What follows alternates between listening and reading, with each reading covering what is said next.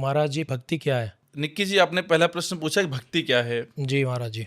भक्ति कई आधारों पर बटी हुई है, लेकिन मेरा मानना है कि भक्ति वो है जिससे हम सामने वाले को प्रसन्न कर लें। कोई आपकी भक्ति करता है, क्यों करता है? आपको प्रसन्न करने के लिए। जी। भक्ति हमारी तब सफल होगी जब सामने वाला हम पे प्रसन्न हो जाए। भक्ति को कई पार्ट्स में डिवाइड कर सकते हैं आप।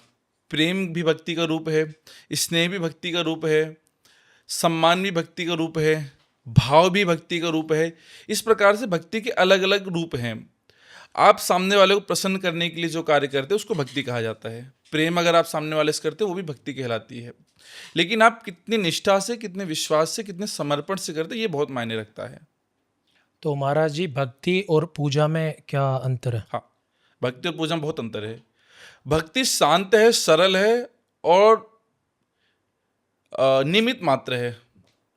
और पूजा शोर शराबे में है। आप कभी देखना, पूजा में पंडित आते हैं, हवन होता है, यज्ञ होता है, घंटी बजती, शंख बजता है, लोग मंत्र गाते हैं, उच्चारण करते हैं। लेकिन भक्ति के लिए आप कहीं एकांत में बैठ करके भगवान के नाम को स्मरण कर सकते हो, वही भक्ति कहलाती है।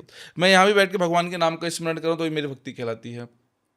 तो भक्ति, आप आज हमने माला नहीं निकाली, हम यहाँ बैठ के भगवान के नाम का स्मरण करें भी हमारी भक्ति कहलाएगी। लेकिन पूजा के लिए हमें विधिवत तरीके से पूजन सामग्री एकत्रित करने में रोली, मोली, हल्दी, चंदन, अक्षत, इत्र, नैवेद्य इत्यादि सामग्री इकट्ठी करनी पड़ेगी। उसके बाद भगवान की पूजन अर्चना करनी पड़ेगी, भोग लगाना पड़ेगा। ये पूजा का एक फॉर्मेट है, पूजा का एक विधान है। भक्ति विधान से परे है, प्रेम विधान से परे है, नियम से परे है, वो भक्ति कहलाता है।